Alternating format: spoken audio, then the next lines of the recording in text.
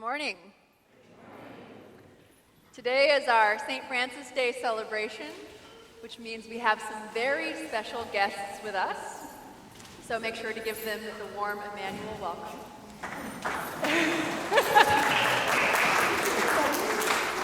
And for any of you pet owners, if your pet is giving you the indication that they would like a little more exercise to move around, there's room in the back in the narthex. Please feel free to move about. And I know it's said that St. Francis captivated the animals with his sermons, but I can tell you I won't be offended today if your animal isn't as interested in mine.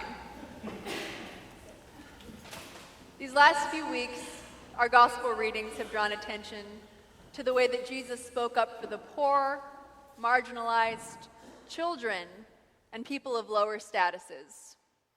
We call this aspect of his ministry his prophetic ministry, and it was very much in line with the tradition of the Old Testament prophets.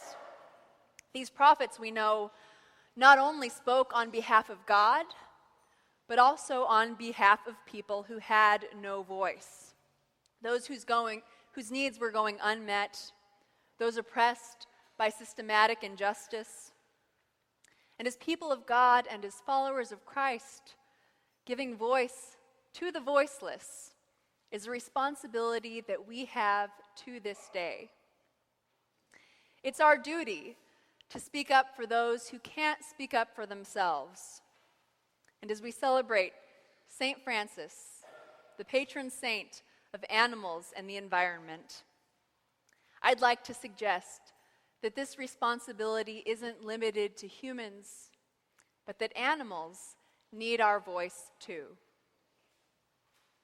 Animals need our voice because in many ways they are vulnerable and powerless.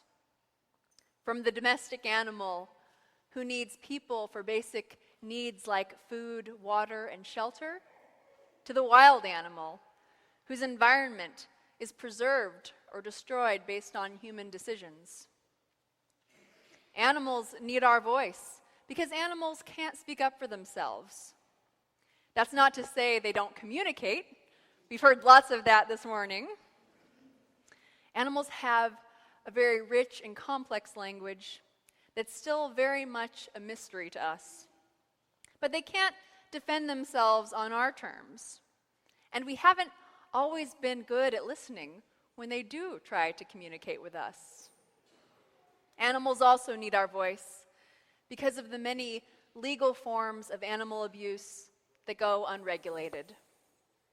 From the conditions and overproduction of puppy mills that contribute to the euthanization of 1.2 million dogs each year, from breed discrimination that criminalizes dogs as opposed to abusive owners, from the destruction of animal habitats through deforestation, ocean pollution, and overfishing, and from industrialized factory farming, which is the source of roughly 98% of the meat in the U.S.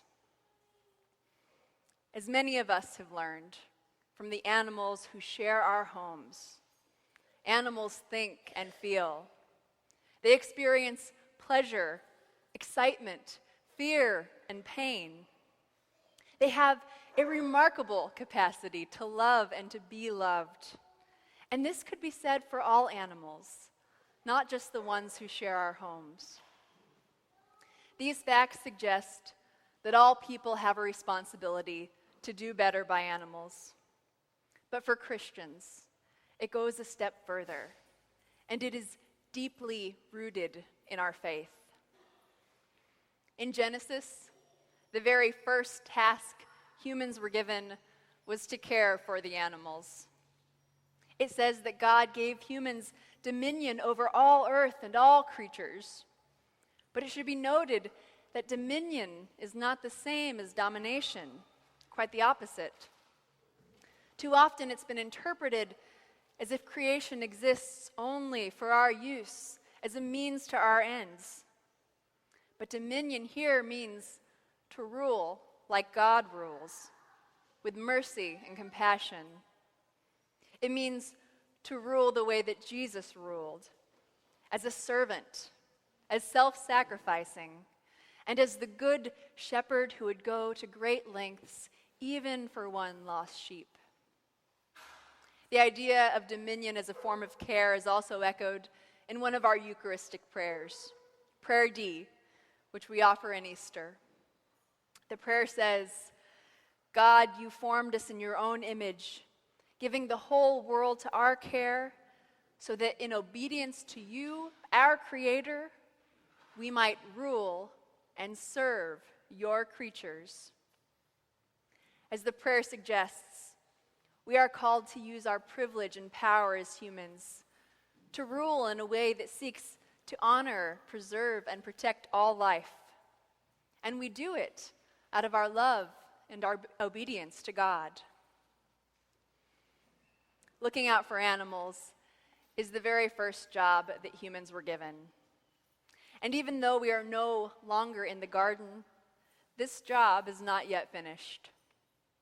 Ultimately, though, the reason that we, as people of faith, should advocate for animals and ensure the care of all living creatures is that God's life is in them. The Spirit of God that animated the world in the beginning is in all living things. Genesis tells us that the breath of life is in animals. God blessed them and said that they were good. God delights in God's creatures. As we heard in the psalm, they, like us, were created to praise. And this was something that St. Francis knew. For Francis, each rabbit, bird, and dog was a brother or sister. He conversed with them, he spoke on their behalf, and he helped those around them see that their lives had value. We can follow St. Francis's example by recognizing God's presence and caring for the animals who share our homes, our neighborhoods, and our city. And it's also important for us to educate ourselves on the animal cruelty and endangerment that we don't see. In a statement from the Episcopal Church's Peace and Justice Office, it encourages us, its members, to ensure that methods for captive and domestic animals prohibit suffering. It encourages us to follow ethical standards in the care and treatment of animals and advocate for legislation protecting them. As we become more engaged in these issues, we'll see that there's a great deal we can do. Now, some might argue that we shouldn't devote this much attention to the care of animals when there are so many human needs that should come first. But as we see from St. Francis, it doesn't have to be one or the other. He responded to the life of God within all living things, ministering to the poor, to the lepers, and to the animals. He was open to communion with God, with others, and with all creation. Additionally, it might be said that treating animals better actually makes us better as people. As Immanuel Kant once said, he who is cruel to animals becomes hard also in dealings with men. We can judge the heart of a man by his treatment of animals. In this way, our kindness to animals can actually make us more humane in our human relations. In closing, I'd like to return once again to the words of Prayer D, which say, we join with all creation in praise and give voice to every creature under heaven. We can give animals our voice, a prophetic voice that proclaims and honors God's life in them. Amen.